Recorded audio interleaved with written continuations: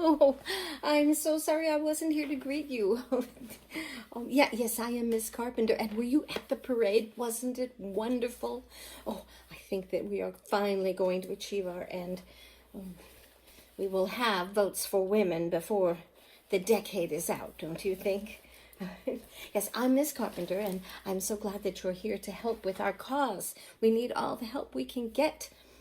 We have been working for suffrage for over 100 years, and this is the year that I think that we will be able to be finally successful. I was talking to my great niece the other day and asked her what she thought suffrage was, and she said, "Well, Aunt Martha, it sounds like something very painful, like something you would suffer." It does sound like that, doesn't it? But I told her it's actually something wonderful. It's having a voice in your community, in your city, in your state, in your country. And in this modern year of 1918, do you know who does not have a voice? Women, that's who. It is time we would listen to, and we will bring our concerns to President Wilson, and I think finally we will achieve his support. And with that support, we will win the vote. I know, it is a disgraceful thing the way women are treated. In Indiana and in the United States, women are second-class citizens. You know, under the law, we are no better than children in many ways. We cannot make contracts. We cannot serve in juries. Any money that a woman earns goes towards her husband. He has control of it. He has control of her property. If a woman does have a job, the same job as a man, she doesn't get paid as well. Women are discouraged from and sometimes even prohibited from continuing their education. Oh, I loved school. Do you love school? I have always been interested in learning. I used to borrow books from my uncle's library and read them, devour them. It opened my mind to so many new things and new worlds and experiences. I wanted to go to college.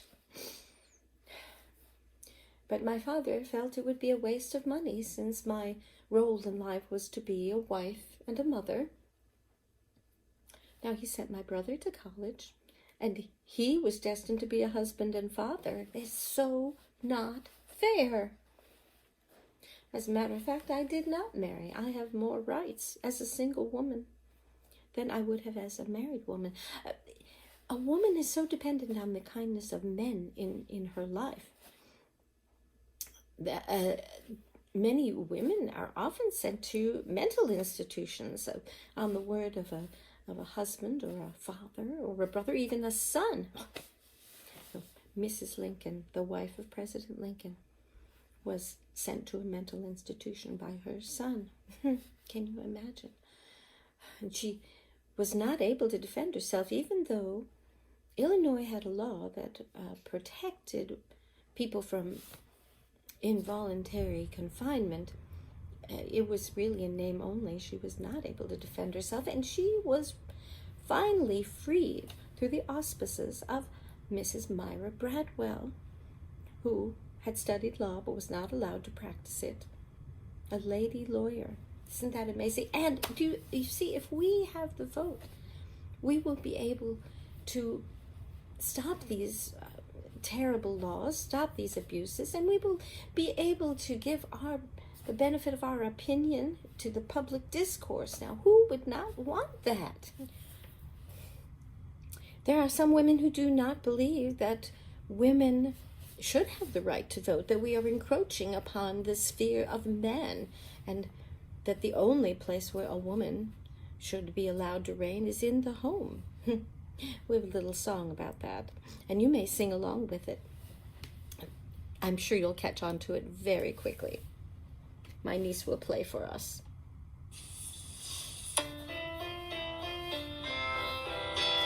Oh dear, what can the matter be? Oh dear, what can the matter be? Oh dear, what can the matter be? Women are wanting to vote. Women have husbands, they are protected. Women have sons by whom they're directed. Women have fathers, they are protected. Why are they wanting to vote? Oh dear, what can the matter be? Oh dear, what can the matter be? Oh dear, what can the matter be? Women are wanting to vote. Women have homes, there they should labor. Women have children, whom they should favor. Women have time to learn of each neighbor. Why are they wanting to vote?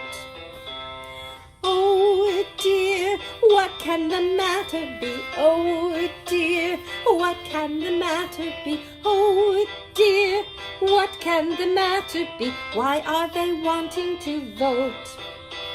Women can dress, they love society. Women have cash with all its variety. Women can pray with sweetest piety. Why are they wanting to vote? Oh dear, what can the matter be? Oh dear, what can the matter be? Oh dear, what can the matter be? Why are they wanting to vote? Women have reared all the sons of the brave. Women have shared in the burdens they gave. Women have labored this country to save, and that's why we're going to vote. Oh dear, what can the matter be? Oh dear, what can the matter be? Oh dear, what can the matter be? Why should men get every vote? Very nice job. What have some women said about this? Oh, I have some notes here. This will help you when you are trying to convince people of the rightness of our cause. Elizabeth Cady Stanton said this: Man has endeavored in every way that he could to destroy woman's confidence in her own powers, to lessen her self-respect, and to make her willing to lead a dependent and abject life. In view of these injuries, we insist that women have immediate admission to all the rights and privileges which belong to them as citizens of the United States. Let's see, here's another. Oh, our own Dr. Mary Thomas from Richmond, Indiana. What a marvelous woman she is. If taxes are laid upon us in any shape, without our having a legal representation where they are laid, we are reduced from free subjects to slaves. She said that before the Indiana legislature in 1859. Can you imagine? We have been working on this for so long. Oh, and of course, on her visit to Indiana, Susan B. Anthony said, "Make the brain under the bonnet count for as much as the brain under the hat."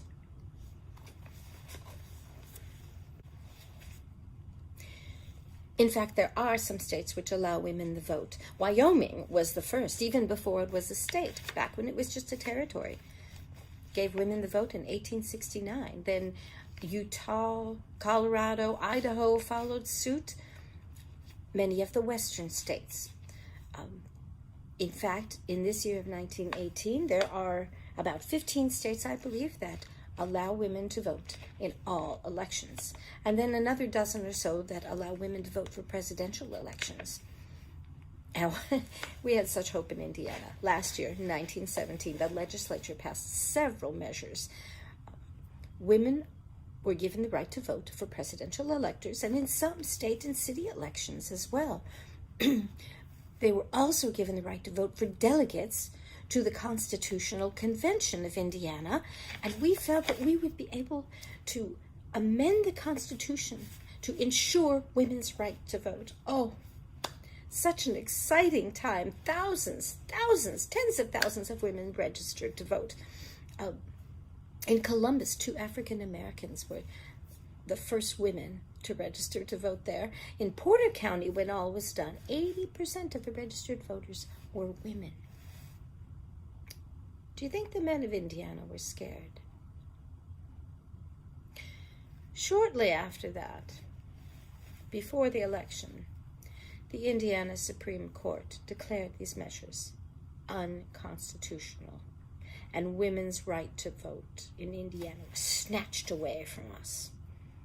So you see, we cannot rely on the states to provide the vote for women.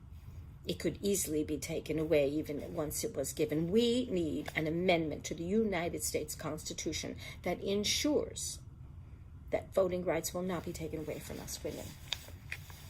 And that is what we are lobbying President Wilson for. So you see, we cannot simply leave this matter to the states where our rights could be snatched away from us. We need an amendment to the United States Constitution to guarantee the right of women to vote. We aim this year to recruit 100,000 new suffragists, perhaps you will be among them, and 700,000 signatures on a petition to Congress to enact an amendment to the Constitution guaranteeing women's rights.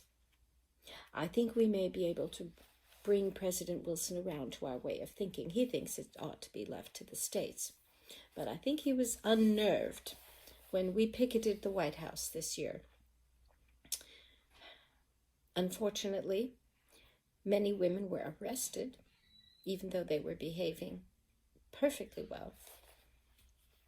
They were thrown into jail. They were beaten.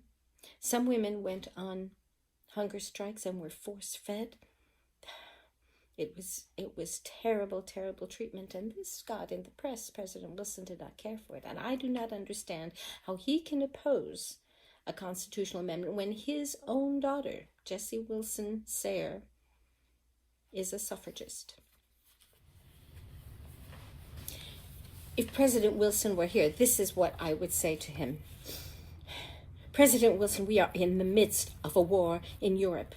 We women have helped with fighting this war. We have taken over jobs previously done by men. We have worked in munitions factories. We've risked our lives. We have worked as railway guards, police. Many of us have joined the Red Cross, even the military. We are working for freedom across the world, and we do not even have full rights in our own country. Something that Mr. Wilson should remember, that it was women who gained him re-election. His re-election was in doubt in 1916, but California, which allows the votes of women, was the state that put him over the top. I believe he should remember that. Jessie, let's play this next song.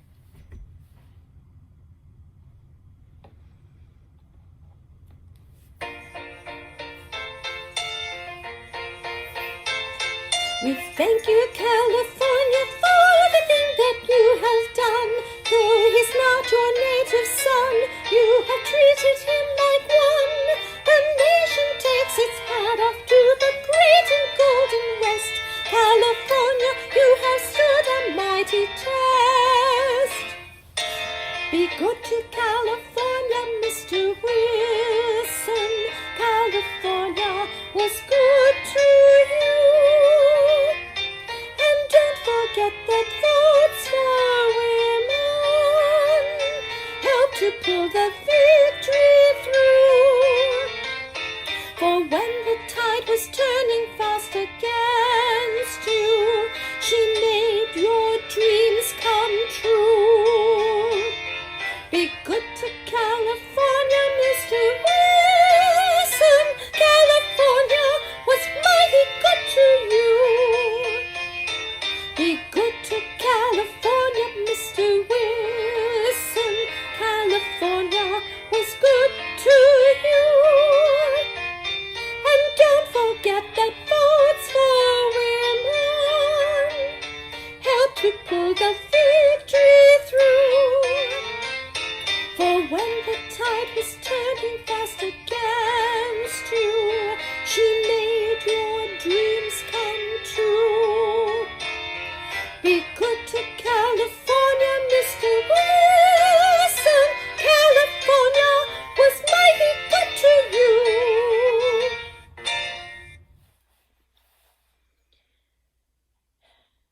There is a hard truth that we in the movement will have to face.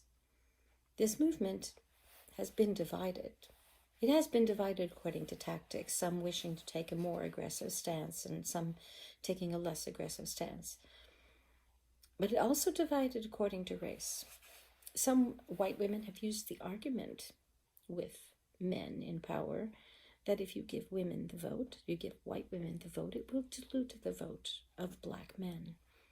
They have discouraged African American women from joining in our struggle, even though many of them have fought long and hard for this as much or more than many of the white women.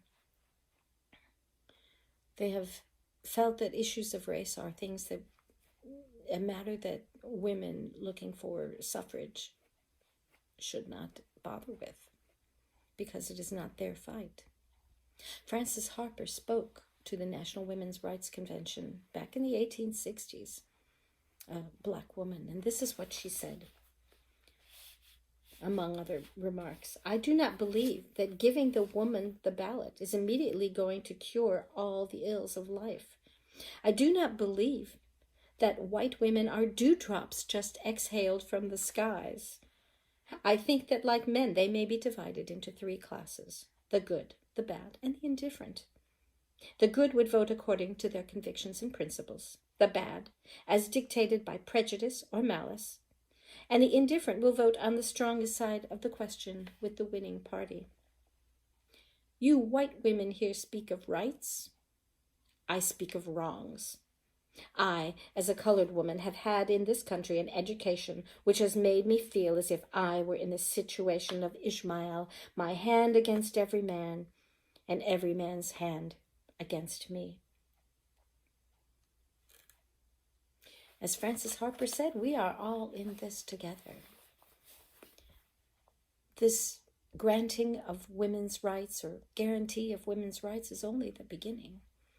We shall have to continue to fight. We shall have to look at those others who do not have the vote, Native Americans, the Chinese, even children of Chinese who have been born in this country are not allowed to vote. And the vote is only the start in fostering an equal society, a society where everyone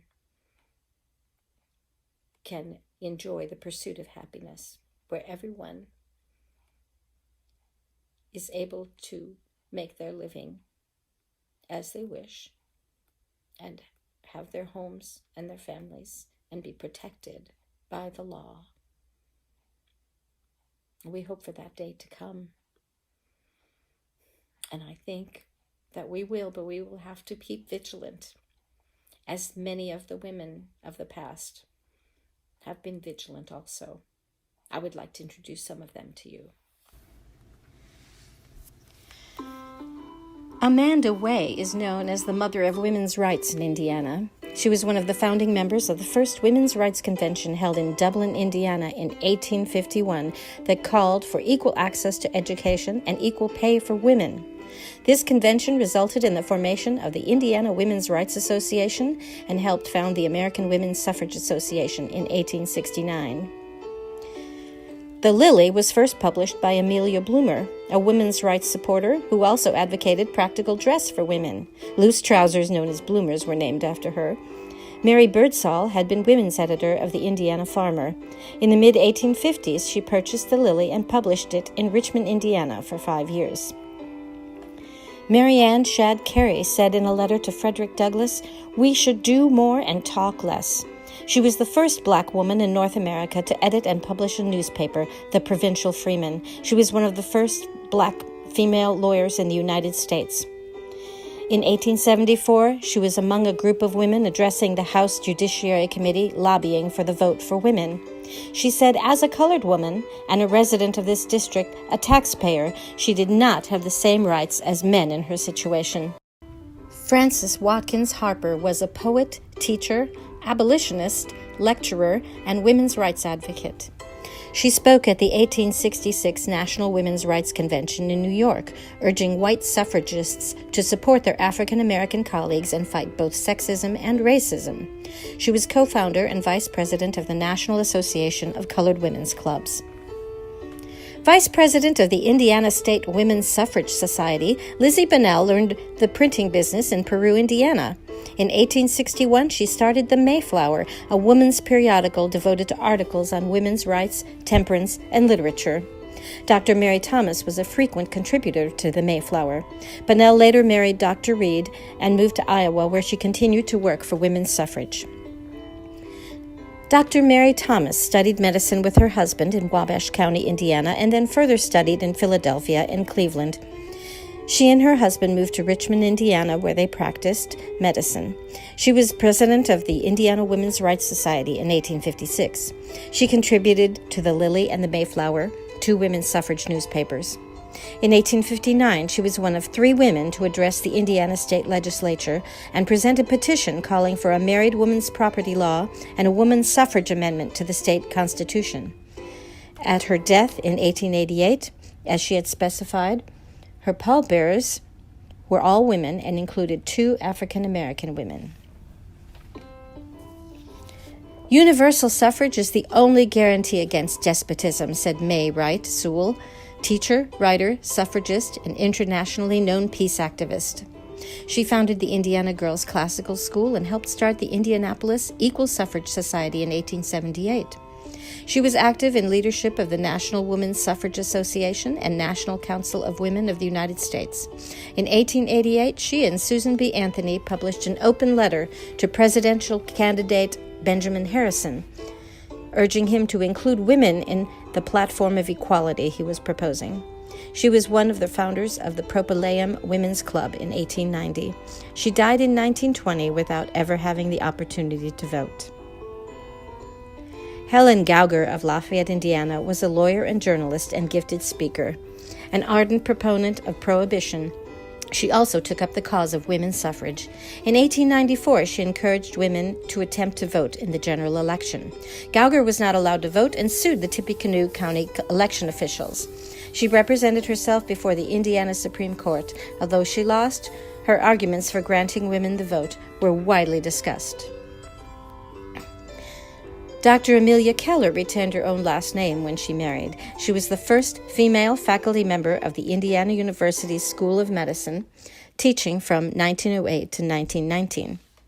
She was the first president of the Women's Franchise League of Indiana and vice president of the Indiana Federation of Women's Clubs. She wrote a suffrage column for a local magazine. Susan B. Anthony made several trips to Indiana and was connected with many Indiana suffragists, in particular May Sewell. A teacher and writer, she formed the National Women's Suffrage Association with Elizabeth Cady Stanton.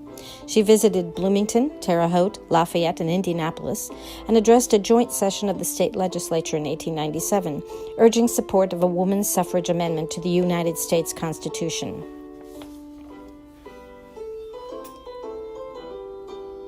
The Indianapolis Propylaeum was formed in 1888 as the brainchild of May Sewell to provide a center of cultivation for the public and particularly the women of Indianapolis.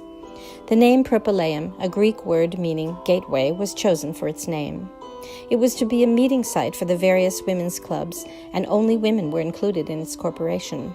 The Propylaeum was located on the present site of the World War Memorial and moved to its current location on Delaware Street in 1923. African-American entrepreneur Madam C.J. Walker was active in supporting many social issues, including women's suffrage. She hosted meetings of black suffragists in her home and likely helped finance the cause.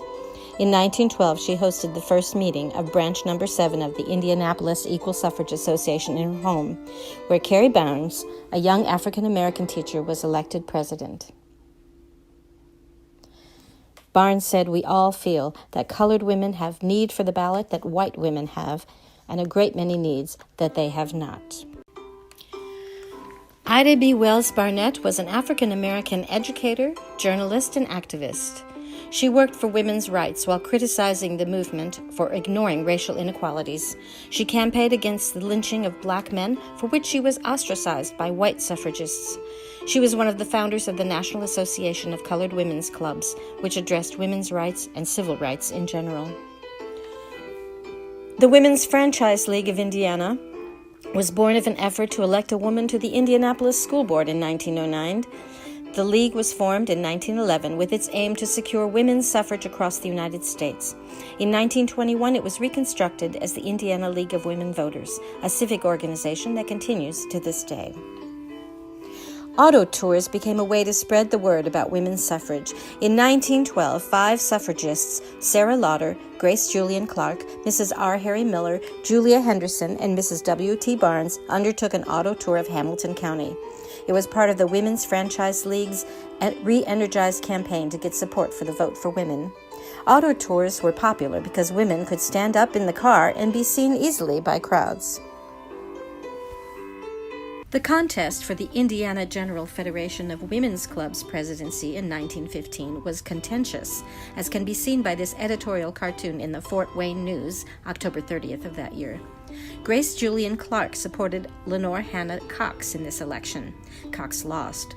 Clark's family were activists, supporting abolition of slavery and suffrage for women. Her mother, Laura Giddings, organized the Indianapolis Women's Club in 1875. Clark wrote for the Indianapolis Star from 1912 to 1929. Marie Stewart Edwards was the first girl in Lafayette to ride a bicycle. As an adult in Peru, Indiana, she became president of the Women's Franchise League during the years of World War I. She helped found the League of Women Voters and was its first treasurer and later vice president. She was active all her life in civic causes until her death in 1970. The 1917 Maston-McKinley Partial Suffrage Act gave women the right to vote for presidential electors and certain other elections. It passed in the House 67 to 24. One part of the measure was that women would have to use separate ballot boxes. Thousands of women registered to vote, but on October 26, 1917, the Indiana Supreme Court declared the law unconstitutional. All the work of these women and others led to ratification of the 19th Amendment, granting women the right to vote. Thank you so much for dropping in today. I hope you will continue the struggle to make this land the nation that we all wish it would be. The land of the free, the home of the brave.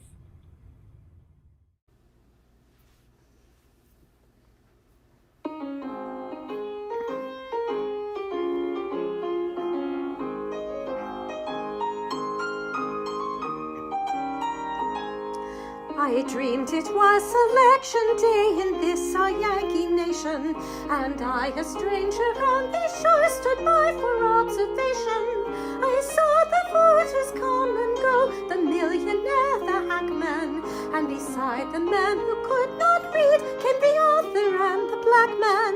Yes, one and all went to the polls to vote as honest yeomen, but the Indian, the Chinaman, the idiot and the woman. She's in the pulpit, at the bar, she's in the school and college. Her voice and pen incite the world to virtue, truth, and knowledge. She's the dear companion of your home, and you must own, my brother, that which no man will e'er deny. She's every voter's mother. Yes, one and all went to the polls to vote as honest human, but the Indian, the Chinaman, the idiot and the woman. Our country now from thee claim we our liberty in freedom's name, guarding home's altar fires, daughters of patriot sires, their zeal our own inspires justice to claim. Women in every age for this great heritage tribute have paid. Our birthright claim we no longer refuse to bow. On freedom's altar now our hand is laid. Sons, will you longer see mothers unbended knee for justice pray?